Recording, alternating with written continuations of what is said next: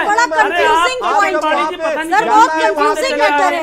आप लोग खुद ही नाकाब नजर आ रहा है, खराब नजर आ रहा है। भाई मैं तो यही कह रहा हूँ कि स्वाति जी डिबेट ऐसे नहीं चल पाएगी। अरे भाई आप लोगों में खुद ही इतना टकराव, इतना बिखराव नजर आ रहा है, आप लोग एक कैसे होंगे?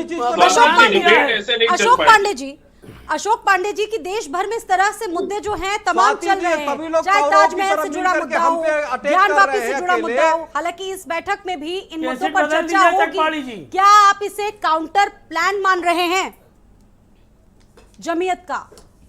चकवाड़ी जी ज्ञान कैसे वापी बदल दीजिए? ठीक है, बता दे मतीन जी। कि पहला सवाल जी जी मैं जवाब देने से पहले इनसे पूछता हूं कि कौन सा ऐसा काम हमारी सरकार ने किया है कि इनको इस देश में अजनबी हो गई है। जरा इनसे पूछिए तो। ठीक है, साबरी जी जवाब, ठीक है, मैं साबरी जी से भी क्या और ढूंढ रहे मतीन जी से भी हैं? पूछूंगा। मस्जिद जा ठीक करके है। क्या ढूंढ रहे मौलाना, हैं? मंदिर ढूंढ रहे पूरी हैं। दुनिया जानती मस्जिद थी, करके क्या नफरत पूरी नहीं फैला रहे दुनिया हैं? जानती पूरे थी देश में कि अराजकता मर्यादा फैला रखी है। पुरुषोत्तम देश अयोध्या में पैदा हुए। अविश्वास लोगों में आ जा रहा रामनवमी है। की छुट्टी लोग होती थी। आक्रोशित हैं। स्वाति जी, मैं देश जवाब के देना बाद चाहता हूं, बाधा अशोक पड़ जी रही का। है। लड़ा गया। देश में अशोक जी नफरत का मैं फैलाई जवाब जा रही है। देना भाई और इससे बड़ा क्या कहते होगा? थे और कि इससे बड़ा क्या अदालत होगा? के आप फैसले को हम फलाने जब हम योजना, मानेंगे धमाके योजना, और जब स्वाति जी, अदालत अशोक जी का का फैसला अशोक जी, दिया एक है, सवाल मेरा भी है। ये अशोक लोग जी, जज को गाली दे रहे अशोक जी, हैं। देश में कहते नफरत हैं फैल रही है। बाबरी कहाँ है मस्जिद अशोक जी? थी, सही ठीक है। हुई है। अशोक जी का मैं मतीन जी जवाब शांत देना हो चाहता जाए। हूं। मतीन जी, अशोक जी, एक सवाल मेरा भी है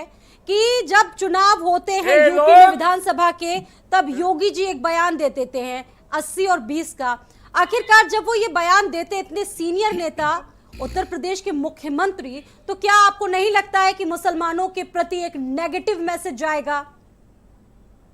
स्वाति जी, मैं जवाब देना जी, चाहूंगा अशोक जी। जी। देखिए मेरा नहीं, अशोक जी पहले उनका जवाब देंगे, सर, फिर मैं उनका उसके बाद मतलब आपके नहीं पास था। आऊंगा। मतीन जी। साहब जी जैसे लोग चाहते हैं कि मुस्लिमों का वोट का ध्रुवीकरण हो, वो देखिए, चाहते हैं योगी देश जी में का दंगे हो, मतलब वो हिंदू चाहते हैं कि मुसलमान देश नहीं अशांत था। हो। कैसे आप बदल जरा दीजिए सोचो, चकवाड़ी जी? जो तो स्वाति जी चकवाड़ी जी, ये कैसे लोग बदल चाहते हैं दीजिए? कि देश में और शांति बोलिए, हो।